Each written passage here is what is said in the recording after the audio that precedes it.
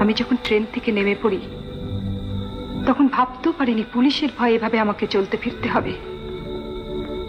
যে লোকের দিকে চাইবো মনে হবে টাকার লোভে সবাই আমাকে ধরিয়ে দেবার জন্য।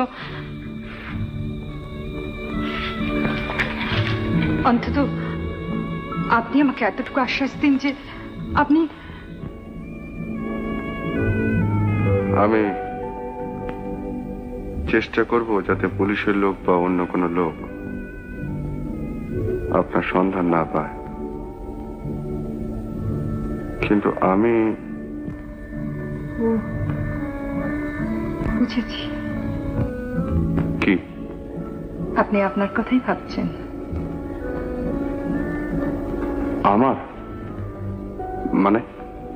মানে উপকার করতে এসে অকারণে বদনাম।